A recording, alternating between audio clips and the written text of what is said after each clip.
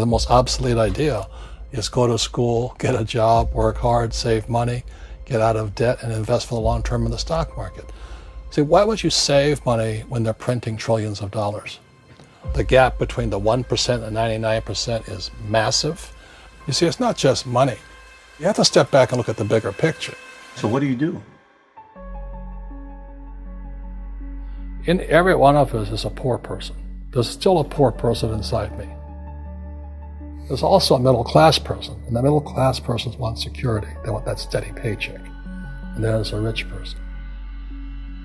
And they're all inside of us, except that it's not taught. You're taught to go to school, get a job, and get a paycheck. You're not taught to how to get rich. If you read Rich Dad, Poor Dad, my rich dad refused to pay me. He said the paycheck was one of the most damaging things you could take in your life. He says the moment you take a paycheck, you're an employee, and that's the mindset. So my rich dad never paid me. It drove my poor dad, government employee, nuts. You gotta pay people, you gotta pay people. And rich dad was not saying that the paycheck was bad. He says he didn't want to be a slave to money. So as an entrepreneur, if rich dad folded, I just started another company. I don't need a paycheck. I don't need anybody to take care of me. If my government doesn't like me, I move to another country because they need entrepreneurs there. So the entrepreneur is not so much the business. The entrepreneur is really the mindset and the skill sets and the different set of rules. You see, small business does not operate in the same rules as big business. Entrepreneur is a mindset first, a skill set, and rules. And depending upon whether you're an employee or a small business, the rules are different. The mindsets are different. The skill sets are different. If you could say one thing to somebody who's never been an entrepreneur and they're thinking about making the leap of faith into becoming an entrepreneur, what could you tell them? Well, I'll just tell them the same thing that happened to me. My last paycheck, I still remember it clearly. It was one of the worst and the best days of my life. And I was in Puerto Rico. I was working for Xerox, and my boss gave me it wasn't a paycheck, it was a bonus check. I think it was about $30,000, taxable. It's the only problem with that. So I got this check and I went, holy mackerel. You know what I mean? So I was excited, but I was also disturbed. And so this other guy comes up to me, his name was John, and John says to me, he says, you're gonna be back. I said, why? He says, because you're gonna fail.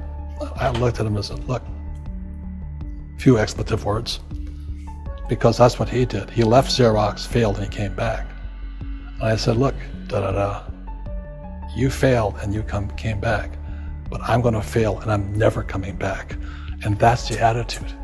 Do you know what I mean? If you say, well, if I fail, I'll go back to mommy and daddy, then that's what you'll do. So if you fail, that's when I became an entrepreneur, because I had no money. I had no money for years. I didn't have a paycheck. But that's what my rich dad encouraged me to do. He says, when you don't have this paycheck, you get hungrier, smarter, and it's a test of your character. Will you become a crook? Will you become dishonest? Will you cheat and steal? Or will you become a better human being? So really, that's the benefit of becoming an entrepreneur, is you really find out who you are when you don't have anything.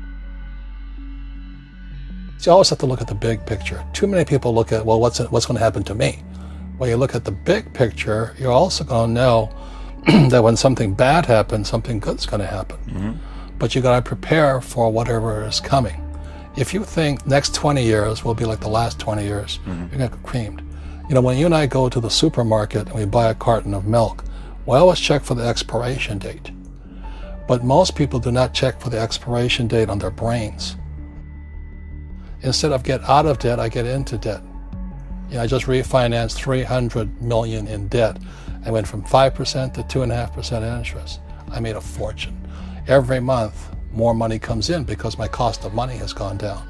So while some financial experts are saying get out of debt, I'm saying learn how to use debt.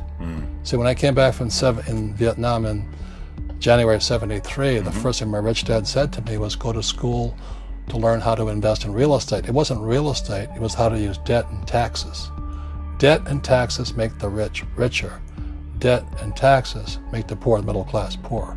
So all the rich guys who are doctors and lawyers or, those guys, they're getting creamed and they don't know why. Doctors are getting creamed. Oh yeah, they make more money, but the take home is less. Sure. My doctor just yelled at me. He's happy. He says, "Oh, guess what? I finally made $1 million." And I said, "Yeah, this was just 3 weeks ago." And so I said, "Yeah, well, how much you pay in tax?" He says, $750,000 in taxes. So his net was about $400,000. That's not bad. But when I make $1 million, I keep $1 million. And the reason is because I don't make it by working for money. See, if you work for money, you're taxed. So that's why lesson number 1 in Rich Dad Poor Dad is the rich don't work for money. What we do instead is we create businesses as entrepreneurs. We acquire real estate. I don't invest in the stock market. Okay? So the reason is because as entrepreneurs, I have more control over my income, how much I make, and how much I pay in taxes. And because I'm an entrepreneur as well as an investor in real estate, I pay 0 tax. So every time I make, let's say, $1 million as an entrepreneur, I immediately invested in real estate. I have a 4-to-1 step up. So I put $1 million in real estate, I get $4 million from the bank. That's why I love banks. But the banks are screwing everybody else. Terrible. But it's good for me. That's why you say when you print, it's good for you, but when you print, it's bad for people that work for money. Because when you print, savers get creamed and people who work for money get creamed. When they print, debtors get rich. You see, debt and taxes make the rich richer, and debt and taxes make the poor middle class poorer. When we have obsolete ideas, we get obsolete results. So what's happening for most people, the idea of going to school, getting a job, working hard, saving money, getting out of debt, buying your house because it's an asset, and investing for the long term, is obsolete. The world has changed. The world changed in 1971 when President Nixon took us off the gold standard and money became debt. What if we get rid of school? Then what would happen? Would it be better if we had no educational system at all? No, I'm saying education is more important before. It's just obsolete. There's Moore's Law which states information doubles every 18 months. In other words, everything's obsolete 18 months. So, and this is just a recent phenomenon. So when you come out of school, you're already obsolete. And that's why I'm the old guy, I meet my friends who went to Harvard. I went to Harvard. I said, yeah, that was how long, 50 years ago? Today, the banks are charging you interest to save money. In other words, banks don't want your money because they printed too much of it. And that's why there's this bubbles in stocks and bubbles in real estate and all this. People are dumping the cash because, as I said in here, savers are losers and cash is trash. And yet people are, well, I want a high-paying job. Well, that's an obsolete idea. Get out of debt is an obsolete idea. You should learn how to get into debt, how to use debt to get rich, and they'll never teach you about taxes. The reason the 1% is way up here and the 99% are going this way is because when you print money, 2 things happen: inflation and taxes. It's going to crush you. And any entrepreneur thinks, I'm just going to make money, I'm going to start a business and make a lot of money because of what we talk about. They really have got to smell the roses, man. That's not what the real entrepreneurs are doing. Most entrepreneurs, there's 28 million small business owners in America. 24 million are what are one-person entrepreneurs. They're called non-employee entrepreneurs. So and that's what happens is when people don't really understand what an entrepreneur does. So most big people are self-employed, but they're not really entrepreneurs. The self-employed pay the highest taxes of all, and nobody tells them that. Yeah, it's also called the entrepreneurial spirit, but what we were actually talking about was there's no such thing as a bad economy. There's externally, you and I, we all have an external economy, but we also have an internal economy, and the willpower is to change our internal economy. So for me, I can see the good and I can see the bad. I don't really give a damn because I'm going to be rich anyway. But a poor person with a poor personal economy, all they're going to see is a bad economy because they don't know how to make money in any economy.